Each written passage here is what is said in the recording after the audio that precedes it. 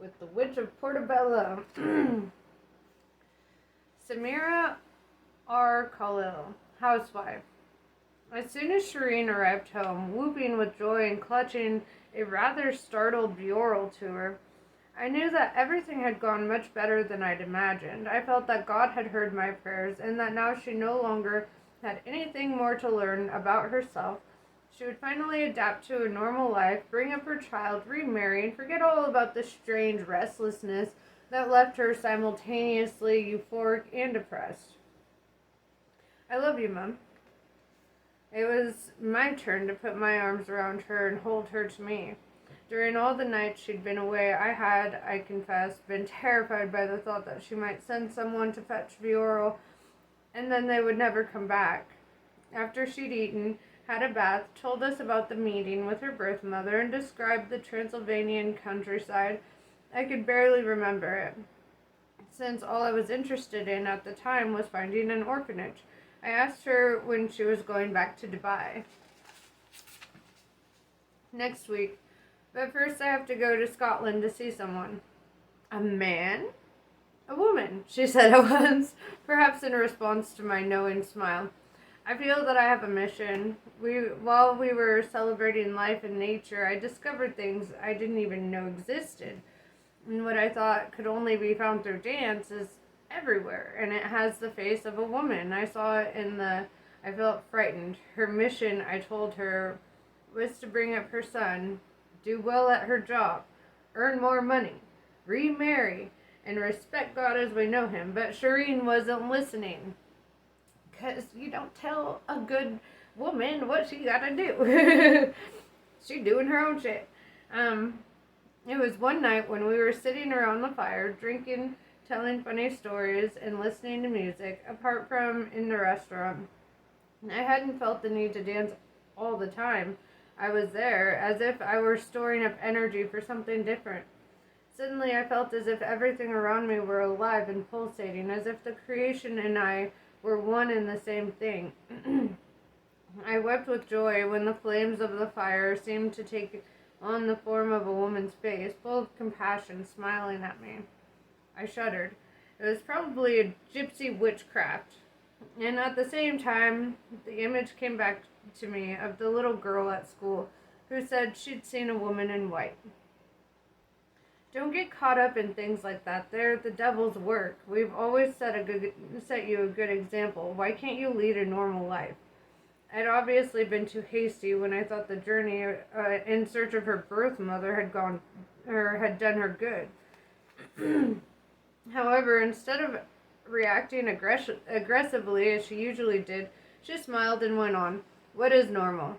Why is Dad always laden down with work when we have money enough to support 3 generations? He's an honest man and he deserves the money he earns. But he always says with a certain pride that he's got far too much work. Why? What for? He's a man who lives a dignified, hard-working life. When I lived at home, the first thing he'd ask me when he got back every evening was how my homework was going, and he'd given me a few examples illustrating how important his work was to the world. And then he'd turn on the TV, make a few comments about the political situation in Lebanon, and read some technical book before going to sleep. But he was always so busy, and it was always the same thing with you. I was the best dressed girl at school. You took me to parties. You kept the house spick and span. You were always kind and loving and brought me up impeccably. But what happens now that you're getting older? What are you going to do with your life now that I've grown up and am independent? We're going to travel the world and enjoy a well-earned rest. Well, why don't you do that now while your health is still good? I'd asked myself the same question, but I felt that my husband needed his work. Not because of the money, but out of the need to feel useful, to prove that an exile also honors his commitments. Whenever he took a holiday and stayed in town, he always found some excuse to slip into the office, to talk to his colleagues, and make some decision that he could have easily waited. I tried to make him go to the theater, to the cinema, to museums, and he'd do as I asked, but I always had the feeling that it was that it bored him. His only interest was the company, work, and business. For the first time, I talked to her as if she were a friend and not my daughter. But I chose my words carefully and spoke in a way that she could understand. Are you saying that your father is also trying to fill in what you call the blank spaces? The day he retires, although I really don't think that day will ever come, he'll fall into a deep depression. I'm sure of it. What to do with that hard-won freedom? Everyone will congratulate him on a brilliant career, on the legacy he leaves behind him, because of the integrity with which he ran his company, but no one will have time for him anymore. Life flows on, and everyone is caught up in that flow. Dad will feel like he is in exile all over again. But this time, he won't have a country where he can seek refuge. Have you got a better idea? Only one. I don't want the same thing to happen to me. I'm too restless, and please don't take this the wrong way because I'm not blaming you and Dad at all for the example you set me, but I need to change and change fast. Deidre O'Neill, known as Etta. She's sitting in the pitch black. The boy, of course, left the room at once. The night is the kingdom of terror, of monsters from the past, of the days when we wandered like gypsies. Like my former teacher, may the mother have mercy on his soul, and may he be loved and cherished until it is time for him to return. Athena has known what to do since I switched off the light. She asks about her son, and I tell her not to worry, to leave everything to me. I go out, put the TV on, find a cartoon channel, and turn off the sound. The child sits there hypnotized. Problem solved. I wonder how it must have been in the past, because women who came to perform the same ritual Athena is about to take part in would have brought their children, and in those days there was no TV. What did teachers do then? Fortunately, I don't have to worry about that. What the boy is experiencing in front of the television, a gateway into a different reality, is the same state I'm going to induce in Athena. Everything is at once so simple and so complicated. It's simple because all it takes is a change of attitude. I'm not going to look for happiness anymore. From now on, I'm independent. I see life through my eyes and not through other people's. I'm going in search of the adventure of being alive. And it's complicated. Why am I not looking for happiness when everyone has taught me that happiness is the only goal worth pursuing? Why am I going to risk taking a path that no one else is taking? After all, what is happiness? Love, they tell me, but love doesn't bring and never has brought happiness. On the contrary, it's a constant state of anxiety, a battlefield. It's sleepless nights asking ourselves all the time for doing the right thing. Real love is composed of ecstasy and agony. All right then, peace. Peace. If we look at the mother, and she's never at peace. The winter does battle with the summer. The sun and the moon never meet. The tiger chases the man who's afraid of the dog, who chases the cat, who chases the mouse, who frightens the man. Money brings happiness, fine. In that case, everyone who earns enough to have a high standard of living would be able to stop working. Sorry. My nose. It's these allergies, man. But then they're more troubled than ever, as if they were afraid of losing everything. Money attracts money, that's true. Poverty brings unhappiness, but money won't necessarily bring happiness. I spent a lot of my life looking for happiness. Now what I want is joy. Joy like sex. It begins and ends. I want pleasure. I want to be contented, but happiness, I no longer fall into that trap. When I'm with a group of people and I want to provoke them by asking the most important questions, are you happy? They all reply, yes, I am. But then ask, but don't you want more? Don't you want to keep on growing? And they all reply, of course. Then I say, then you're not happy. And they change the subject. I must go back to the room where Athena was sitting. It's dark and she hears my footsteps. A match is struck and a candle lit. I'm adjusting myself. We're surrounded by universal desire, and it's not happiness, it's desire. And desires are never satisfied, because once they are, they cease to be desires. Where's your son? Or where's my son? Your son is fine, he's watching TV. I just want you to look at the candle. Don't speak, don't say anything, just believe. Believe what? I asked you not to say anything. Simply believe. Don't doubt anything. You're alive, and this candle is the only point in your universe. Believe in that. Let go of the idea that the path will lead you to your goal. The truth is that with each step we take, we arrive. Repeat that to yourself every morning. I've arrived. That way, you'll find it much easier to stay in touch with each second of your day. I paused. The candle flame is illuminating your world. As the candle, who am I? I paused again, then went on. I can imagine your answer. I'm so-and-so, and I've had these experiences. I have a son. I work in Dubai. Now as the candle again, who am I not? Again I waited, and again I went on. You probably said I'm not a contented person. I'm not a typical mother concerned only with her son and her husband, with having a house and a garden and a place to spend the summer holidays. Is that so? You can speak now. Yes, it is. Good. We're on the right path. You, like me, are a dissatisfied person. Your reality does not coincide with the reality of other people, and you're afraid that your son will follow the same path as you. Is this correct? Yes. Nevertheless, you know you cannot stop. You struggle, but you cannot control your doubts. Look hard at the candle. At that moment, the candle is your universe. It fixes your attention. It lights up the room around you. Breathe deeply. Hold air in your lungs as long as possible, and then breathe out and repeat this 5 times. Come on, guys. Repeat. We're all going to do it.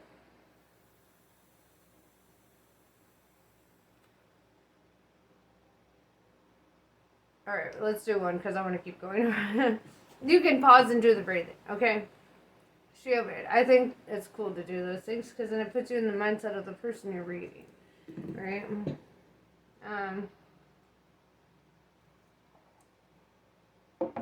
This exercise should have calmed your soul. Now remember what I said. Believe. Believe in your abilities. Believe that you've already arrived where you want to arrive. At a particular moment in your life, as you told me over tea this afternoon, you said that you'd changed the behavior of the people in the bank where you worked because you taught them to dance. Isn't that true? You changed everything because through dance you changed their reality.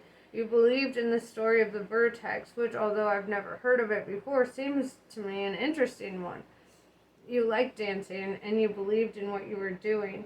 You can't believe in something you don't like, can you? Athena shook her head, keeping her eyes fixed on the candle flame. Faith is not desire. Faith is will. Desires are things that need to be satisfied, whereas will is a force. Will changes the space around us, as you did with your work at the bank. But for that, you also need desire. Please concentrate on the candle. Your son left the room and went on to watch TV because he is afraid of the dark. But why? We can project anything onto the darkness, and we usually project our own ghosts. That's for children and for adults. Slowly raise your right arm.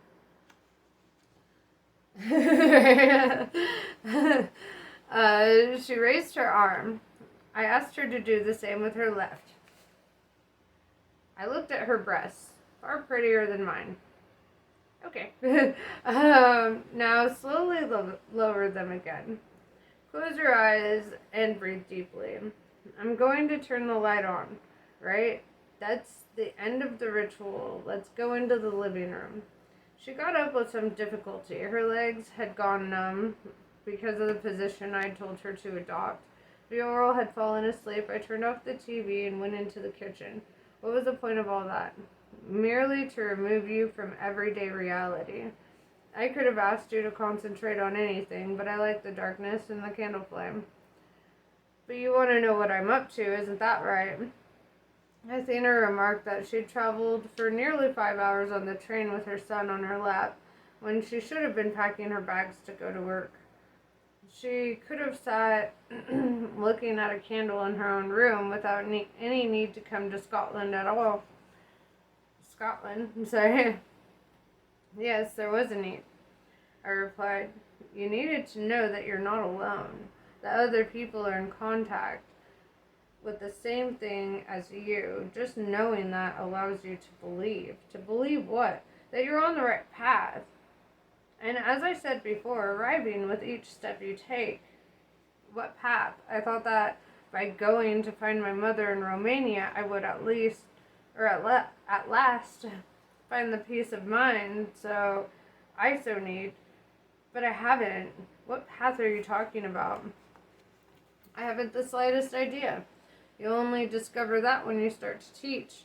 When you go back to Dubai, find a student. Do you mean teach dance or calligraphy? Those are things you know about already. You need to teach what you don't know, what the mother wants to reveal through you. She looked at me as if I'd gone mad. It's true, I said. Why else do you think I asked you to breathe deeply and to raise your arms? So that you'd believe that I knew more than you.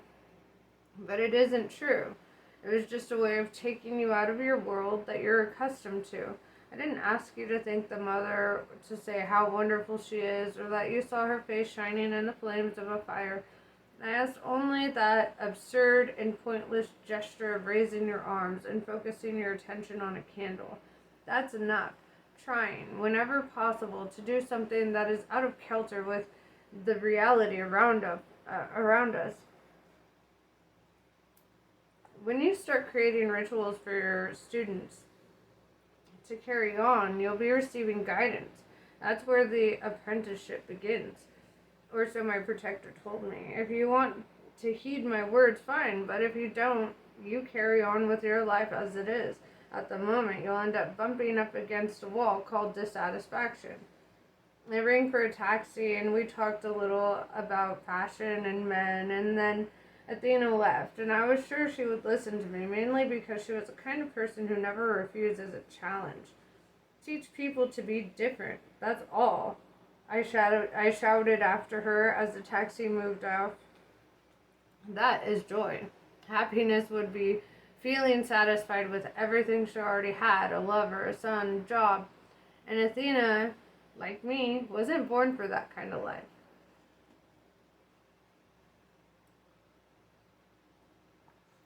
Relatable.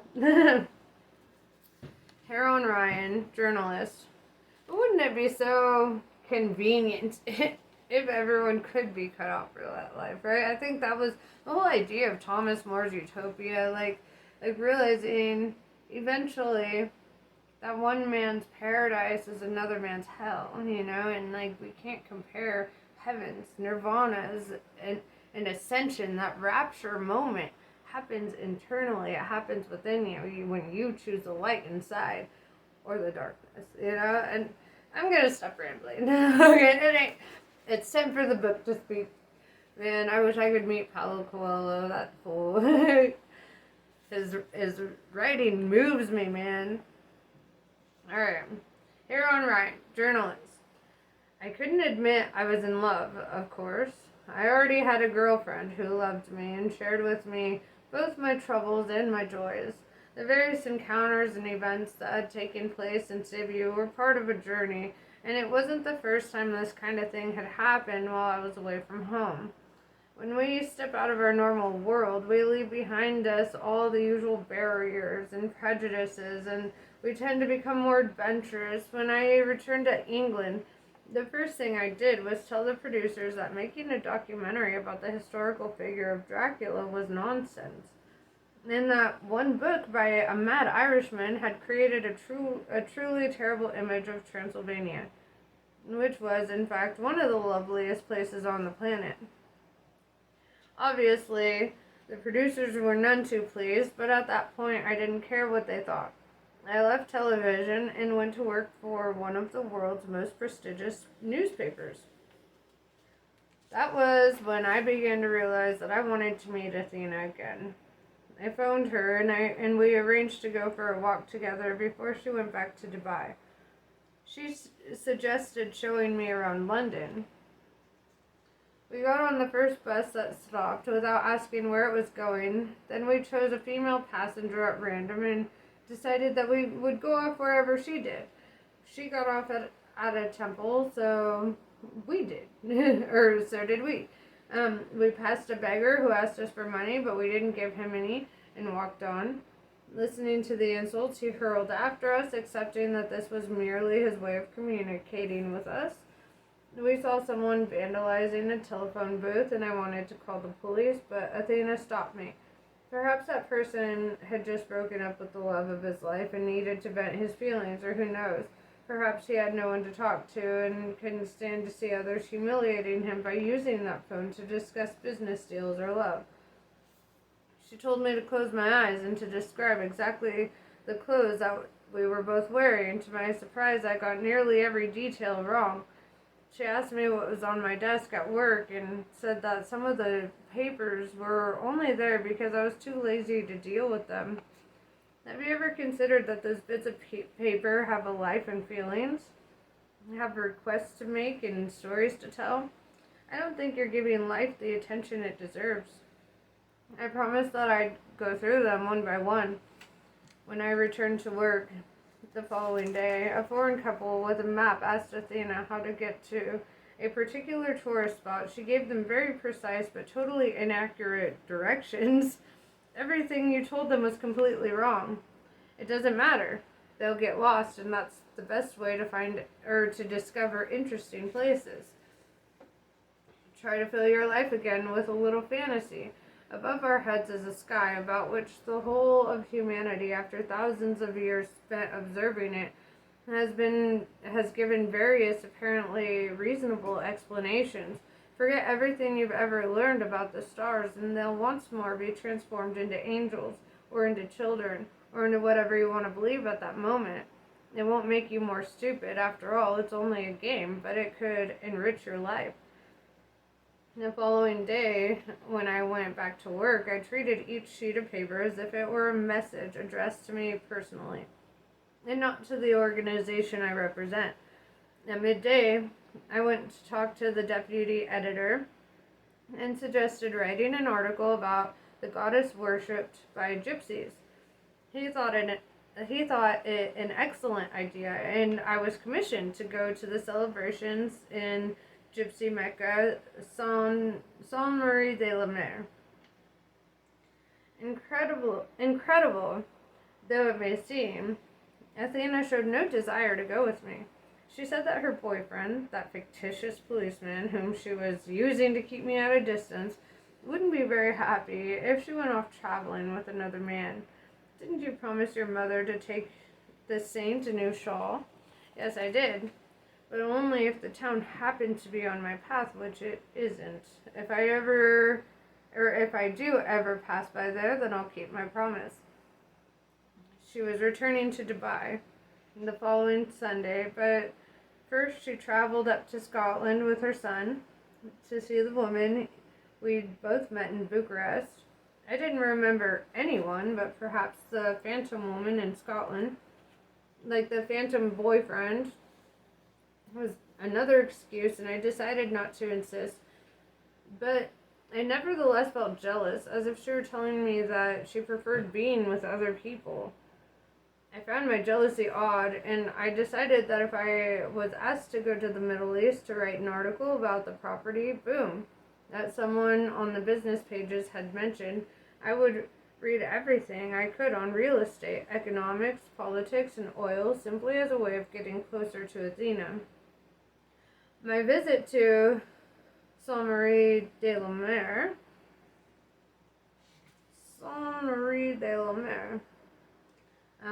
I'm probably saying that wrong. Whatever. Correct me, Paulo Coelho. Produced an excellent article.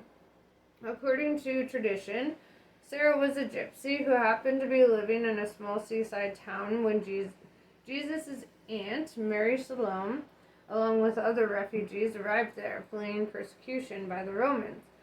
Sarah helped them and in the end converted to Christianity. During the celebrations, bones from the skeletons of 2 women were buried beneath the altar and are taken out of a reliquary and raised up high to bless the multitude of gypsies who arrive in their caravans from all over Europe with their bright clothes and their music. Then the image of Sarah, decked out in splendid robes, is brought from the place near the church where it's kept, for Sarah has never been canonized by the Vatican, and carried in procession to the sea through narrow streets strewn with rose petals. 4 gypsies in traditional costume place the relics in a boat full of flowers and wade into the water, reenacting the arrival of the refugees and their meeting with Sarah. From then on, it's all music, celebrations, songs, and bull running. A historian, Antoine Lucador, helped me flesh out the article with interesting facts about the female divinity. I sent Athena the 2 pages I'd written for the newspaper's travel section. All I received in return was a friendly reply thanking me for sending her the article, but with no other comment. At least I'd confirmed that her address in Dubai existed. She's like, no, don't bug me. Go on with your girlfriend. And he's like, I got her address. I'm stalking this woman. I'm a little concerned he might have been the one murdering, just saying. Alright. Antoine Lucador, 74, historian, ICP, France. It's easy to label Sarah as just one of the many black virgins in the world. According to tradition, Sarah Lacali was of noble lineage and knew the secrets of the world. She is, I believe, one more manifestation of what people call the Great Mother, the goddess of creation. And it doesn't surprise me in the least that more and more people are becoming interested in pagan traditions. Why? Because God the Father is associated with the rigor and discipline of worship, whereas the Mother Goddess shows the importance of love above and beyond all the usual prohibitions and taboos. The phenomenon is hardly a new one. Whenever a religion tightens its rules, a significant number of people break away and go in search of more freedom in their search for spiritual contact. This happened during the Middle Ages when the Catholic Church did little more than impose taxes and build splendid monasteries and convents. And the phenomenon known as the witchcraft was a reaction to this. And even though it was suppressed because of its revolutionary nature, it left behind its roots and traditions that have managed to survive over the centuries. According to pagan tradition, nature worship is more important than reverence for sacred books. The goddess is in everything, and everything is part of the goddess. The world is merely an expression of her goodness. There are many philosophical systems, such as Taoism and Buddhism, that make no distinction between creator and creature. People no longer try to decipher the mystery of life, but choose instead to be a part of it. There's no female figure in Taoism or Buddhism, but there too the central idea is that everything is one. In the worship of the Great Mother, what we call sin, usually a transgression of certain arbitrary moral code, ceases to exist. Sex and customs in general are freer because they are part of nature and cannot be considered the fruits of evil. Agreed. The new paganism shows that man is capable of living without institutionalized religion, while still continuing the spiritual search in order to justify his existence. If God is mother, then we need only gather together with other people and adore her through rituals intended to satisfy the female soul. Rituals involving dance, fire, water, air, earth, songs, music, flower, and beauty. This has been a growing trend over the last few years. We may be witnessing a very important moment in the history of the world when the spirit finally emerges with the material, and the two are united and transformed, and at the same time, I imagine that there will be a very violent reaction from organized religious institutions, which are beginning to lose their followers, and there will be a rise in fundamentalism. Whew. That happened. Actually happened. Okay, let's be real.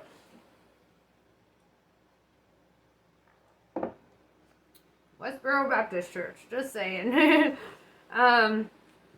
As a historian, I'm content to collate all the data and analyze this confrontation between the freedom to worship and the duty to obey, between the God who controls the world and the goddess who is part of the world, between people who join together in groups where celebration is a spontaneous affair, and those who close ranks and learn only what they should and should not do.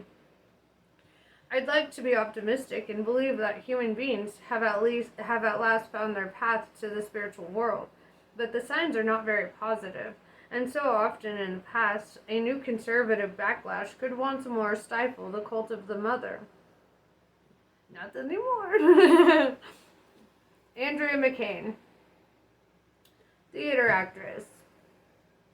It is difficult to be impartial and to tell a story that began in admiration and ended in rancor. But I'm going to try, yes.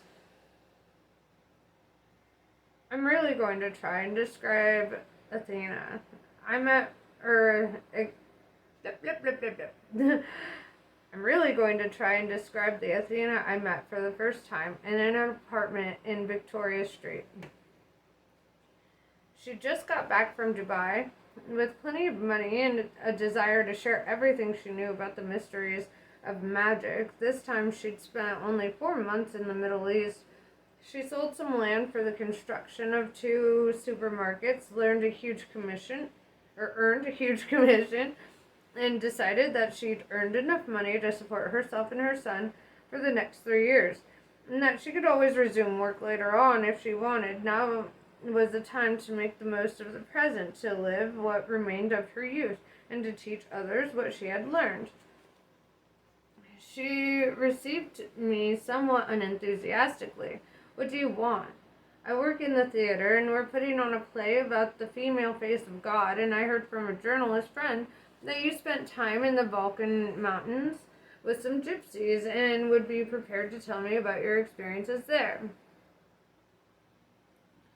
You mean you only came here to learn about the mother because of a play? Why did you learn about her? Athena stopped, looked me up and down, and smiled. You're right. That's my first lesson as a teacher. Teach those who want to learn. The reason doesn't matter. I'm sorry? Nothing. The origins of the theater are sacred, I went on.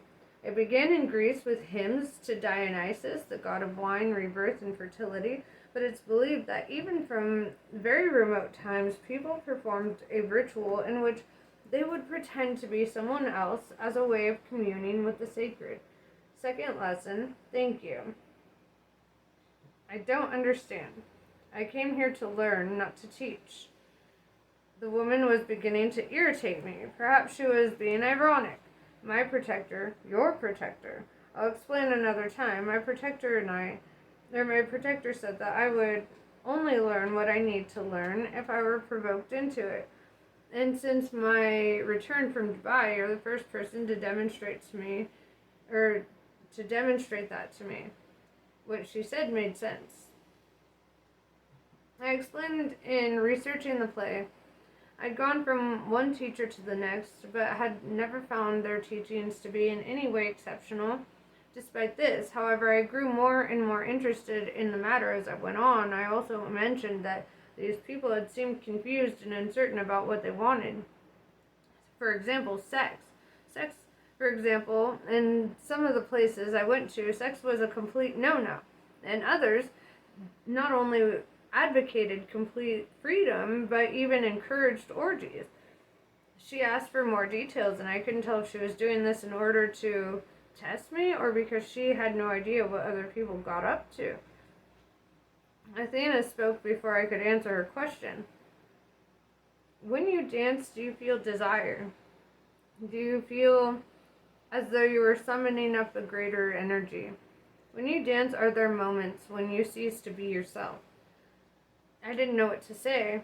In nightclubs or at parties, at friends' houses, sensuality was definitely part of how I felt when I danced. I would start by flirting and enjoying the desire in men's eyes, but as the night wore on, I seemed to get more in touch with myself, and it was no longer important to me whether I was or wasn't seducing someone. Athena continued, if theater is ritual, then dance is too. Moreover, it's a very ancient way of getting close to a partner. It's as if the threads connecting us to the rest of the world were washed clean of preconceptions and fears. When you dance, you can enjoy the luxury of being you. I started listening to her with more respect. Afterwards, we go back to being who we are before. The frightened people trying to be more important than we actually believe we are. And that was exactly how I felt. Or is it the same for everyone? Do you have a boyfriend? I remembered that in one of the places where I'd gone to learn about Gaia tradition, a druid had asked me to make love in front of him. Ridiculous and frightening, how dare these people use this spiritual search to advance their own more sinister ends? Do you have a boyfriend? She asked again. I do. Athena said nothing else. She merely put her finger to her lips, indicating that I should remain silent. And suddenly I realized that it was extremely difficult for me to remain silent in the presence of someone I'd only just met. The norm is to talk about something, anything, the weather, the traffic, the best restaurants to go to. We were sitting on a sofa in her completely white sitting room with a CD player and a small shelf of CDs. There were no books anywhere, no paintings on the wall. Given that she'd traveled to the Middle East, I'd expected to find some objects and souvenirs from that part of the world, but it was empty, and now there was silence. Her gray eyes were fixed on mine, but I held firm and I didn't look away. Instinct, perhaps, a way of saying that I'm not frightened, but facing the challenge head on. Except that everything, the silence, the white room, the noise of the traffic outside in the street, began to seem unreal. How long were we going to stay there, saying nothing? I started to track my own thoughts. Had I come there in search of material for my play, or did I really want knowledge, wisdom, and power? I couldn't put my finger on what it was that had led me to come and see a witch? My adolescent dreams surfaced. Who wouldn't like to meet a real witch, learn how to perform magic, and gain the respect and fear of her friends? Who, as a young woman, hasn't been outraged by the centuries of repression suffered by women, and felt that becoming a witch would be the best way of recovering her lost identity? I'd been through the phase myself.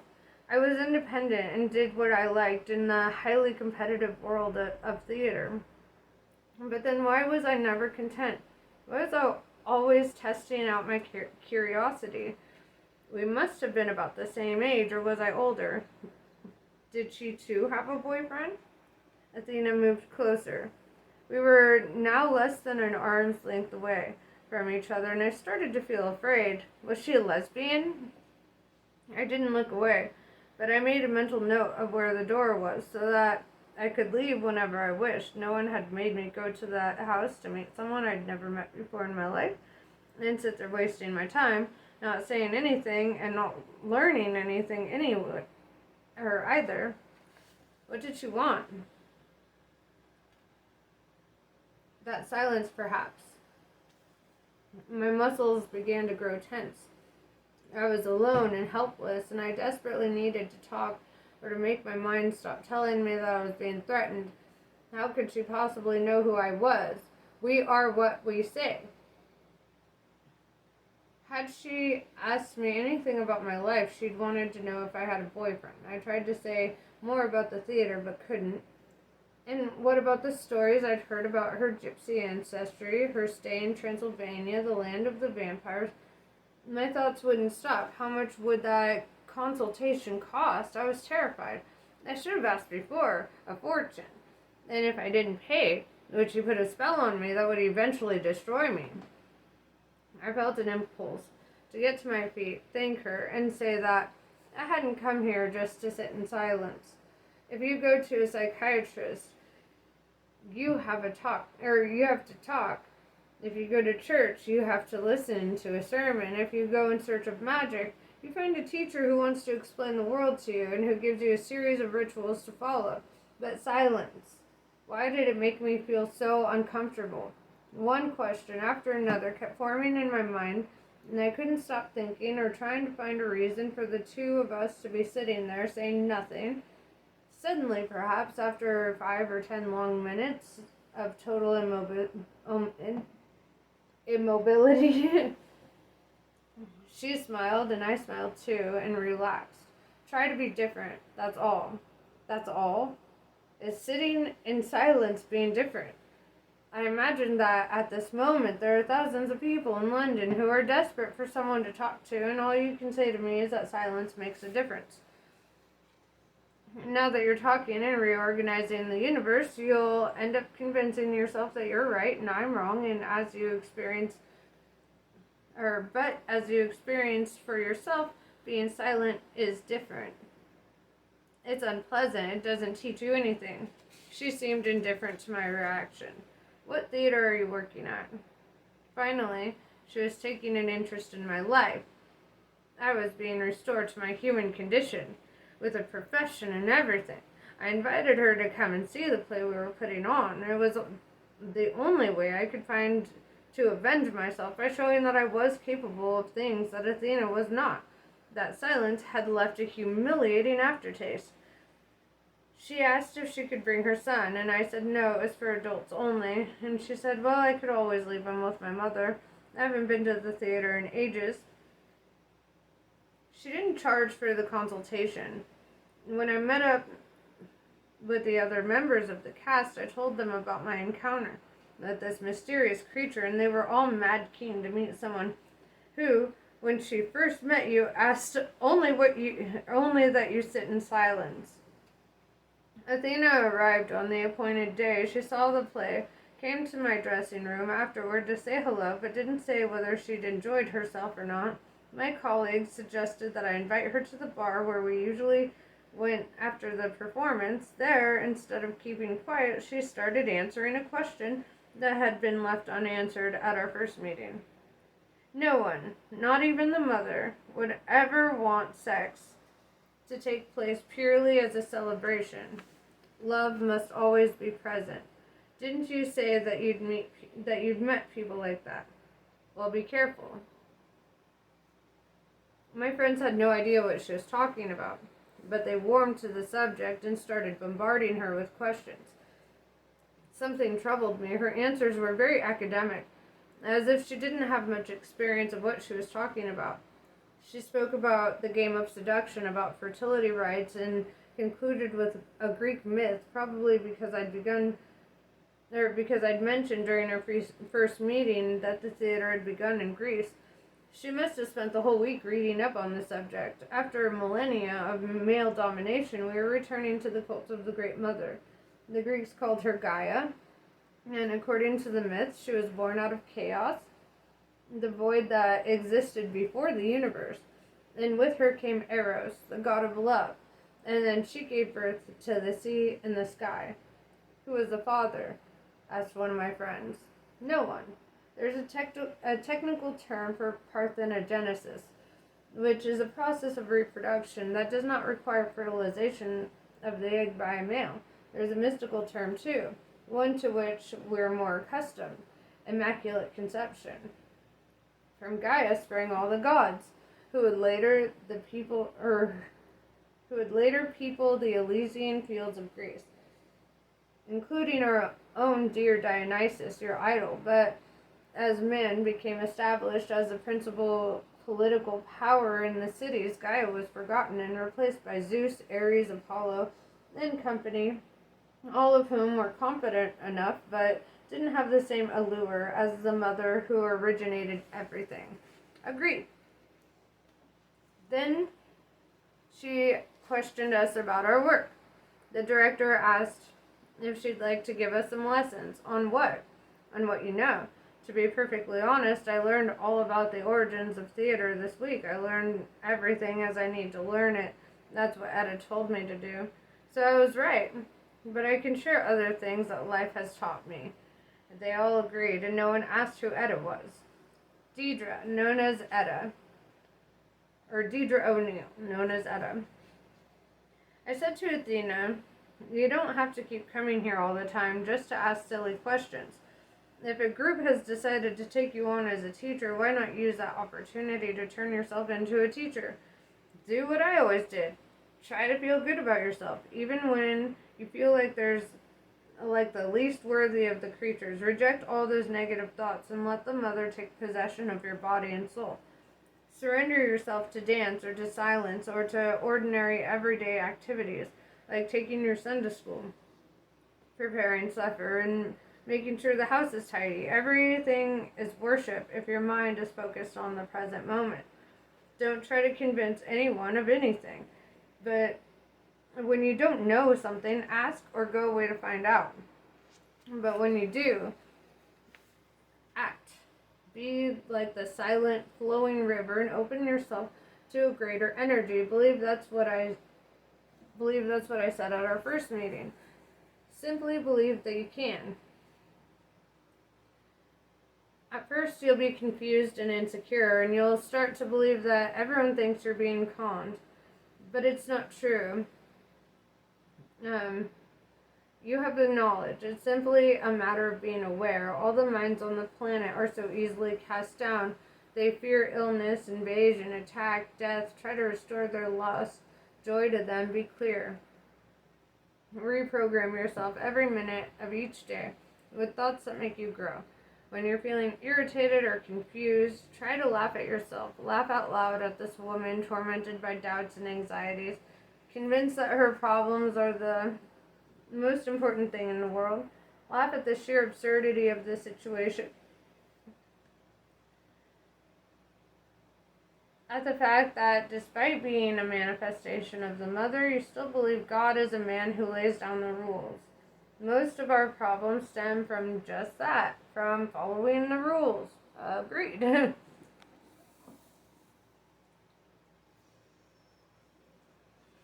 Concentrate. If you can find nothing on which to focus your mind, concentrate on your breathing. The mother's river of light is flowing in through your nose. Listen to your heart beating and follow the thoughts you can't control. Control your desire to get up at once and to do something useful.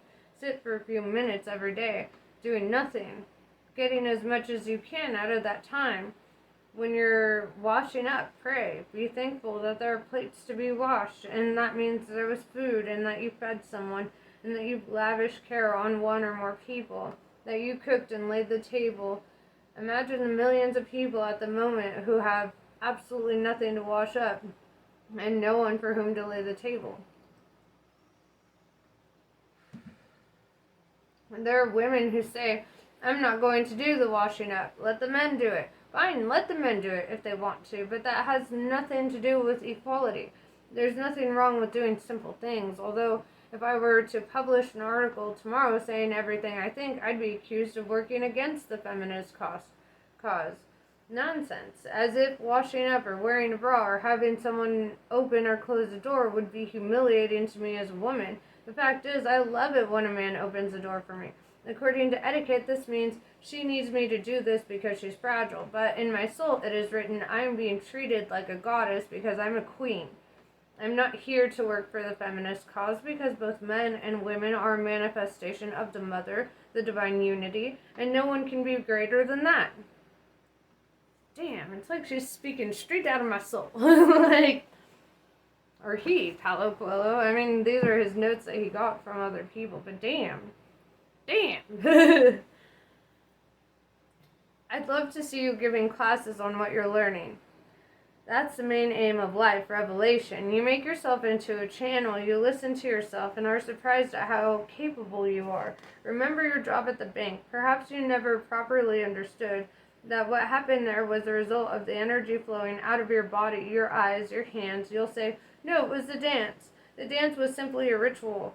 What is a ritual? It means transforming something monotonous into something different, rhythmic, capable of channeling the unity. And that's why I say again, be different, even when you're washing up. Move your hands so that they never repeat the same gesture twice, even though they maintain the rhythm.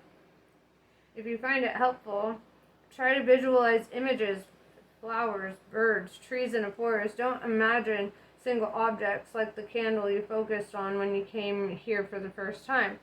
Try to think of something collective. And do you know what you'll find? That you didn't choose your thought. I'll give you an example.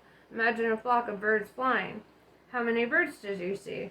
11, 19, 5? You have a vague idea, but you don't know the exact number. So where did that thought come from? Someone put it there. Someone who knows the exact number of birds, trees, stones, and flowers. Someone who, in that fraction of a second, took charge of you and showed you her power. You are what you believe yourself to be. Don't be like the people who believe in positive thinking and tell themselves that they're loved and strong and capable. You don't need to do that because you know it already. And when you doubt it, which happens, I think, quite often at this stage of evolution, do as I suggest instead of trying to prove that you're better than you think. Just laugh. Laugh at your worries and your insecurities. View your anxieties with humor. It will be difficult at first, but you'll gradually get used to it. Now, go back.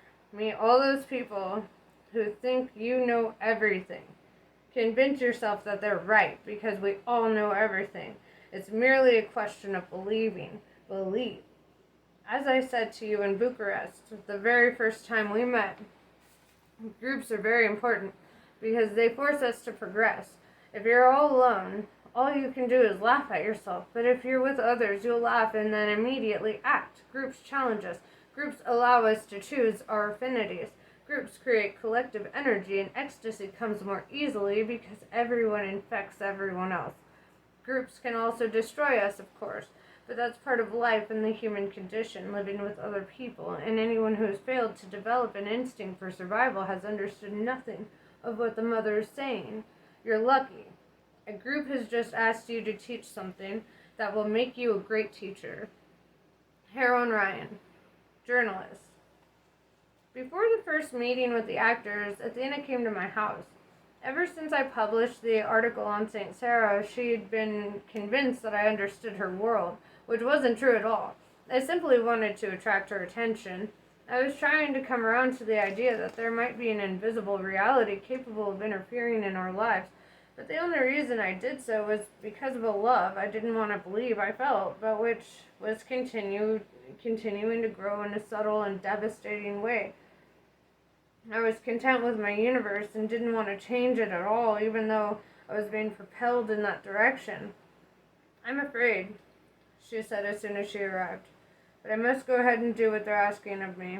I need to believe.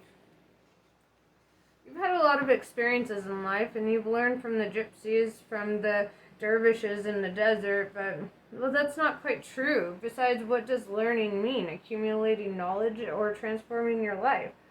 I suggested we go out that night for supper and to dance a little. She agreed to supper, but rejected the dancing. Answer me, she said, looking around my apartment. Is learning just putting things on a shelf, or is it discarding whatever is no longer useful and continuing on your way feeling lighter? On the shelves were all the books I'd invested so much money and time in buying and annotating. There were my personality, my education, my true teachers. How many books have you got? Over 1,000, I'd say. But most of them you'll probably never open again. You hang on to them because you don't believe. I don't believe. No, you don't believe. Full stop. Anyone who believes will go and read up about theater as I did. And then when Andrea asked me about it, but after that, it's a question of letting the mother speak through you and making discoveries as she speaks. And as you make those discoveries, you'll manage to fill in the blank spaces with that all those writers left there on purpose to provoke the reader's imagination. And when you fill up the spaces, you'll start to believe in your own abilities. How many people would love to read those books but don't have the money to buy them? Meanwhile, you sit here, surrounded by all this stagnant energy, purely to impress the friends who visit you. Or is it that you don't feel you've learned anything from them and need to consult them again? I thought she was being rather hard on me, but that intrigues me. I wanted to pause and have a little narrator note. It's fucking hilarious that this is coming up because I was just looking at my Guardians of the Galaxy book and how ratted and torn up it is and how it's like the best book. Like one of the best books I've ever picked up in my life. And I mean, you can tell it's lived its day. And I do consult it. I go back to it, and it's like, I feel though that, I was, like I like giving away my books, and that has been one of the hardest books to give away, to give back out, because I'm like, but it's so good, and it's like, I don't know, sometimes that happens too. And I feel like it's kind of good because it's giving me that, like, inspiration to be lighter, to let go of my favorite books. and get new ones, other books.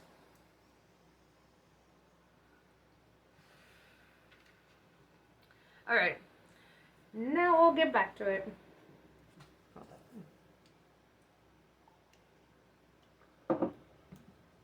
Alright. So you don't think I need this library? I think you need to read, but why hang on to all these books? Would it be asking too much if we were to leave here right now, and before going to the restaurant, distribute most of them to whomever we happen to pass in the streets? They wouldn't all fit in my car. We could hire a truck. But then we wouldn't get to the restaurant in time for supper. Besides, you came here because you were feeling insecure, not in order to tell me what I should do with all my books. Without them, I'd feel naked. Ignorant, you mean? Uncultivated would be the right word. So your culture isn't in your heart, it's on your bookshelves? Enough was enough. I picked up the phone to reserve a table and told the restaurant that we'd be there in 15 minutes. Athena was trying to avoid the problem that had brought her back here. Her deep insecurity was making her go on the attack rather than looking at herself, and she needed a man by her side, and who knows, was perhaps sounding me out to see how far I'd go, using her feminine wiles to discover just what I'd be prepared to do for her.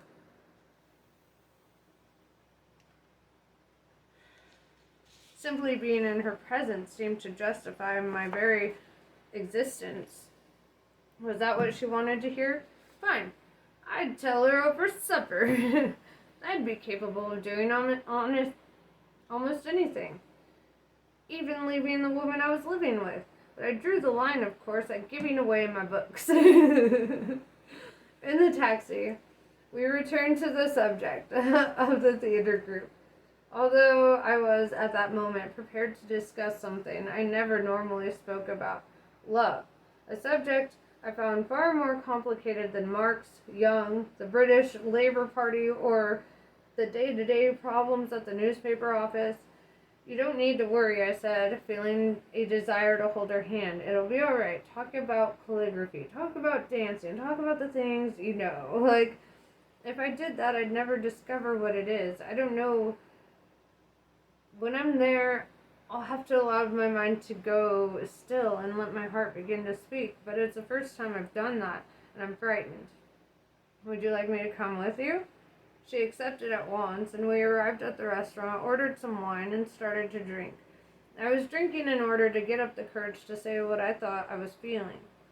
Although it seemed absurd to me to be declaring my love to someone I hardly knew, and she was drinking because she was afraid of talking about what she didn't know. And after the second glass of wine, I realized how on edge she was, and I tried to hold her hand, but she gently pulled away. I can't be afraid. Of course you can, Athena. I often feel afraid, and yet, when I need to, I go ahead and face up to whatever it is I'm afraid of. I was on edge too. I refilled our glasses. And the waiter kept coming over to ask what we'd like to eat, but I kept telling him that we'd order later, I was talking about whatever came into my head, and Athena was listening politely, but she seemed far away in some dark universe full of ghosts. At one point, she told me about the woman in Scotland and what she had said. I asked if it made sense to teach what you didn't know. Did anyone ever teach how to love? Or did anyone ever teach you how to love? She replied.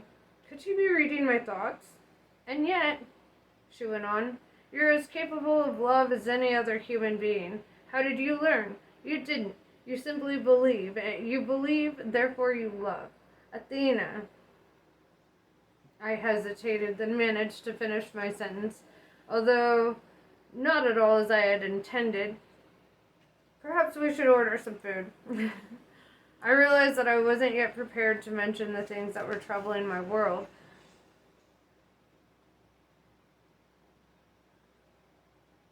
I called the waiter over and ordered some starters, then some more starters, a main dish, a pudding, another bottle of wine. The more time I had, the better. You're acting strangely. Was it my comment about your books? You do what you like. It's not my job to change your world. I was obviously sticking my nose in where it wasn't wanted. I had been thinking about the business of changing the world only a few seconds before. Athena, you're always telling me about...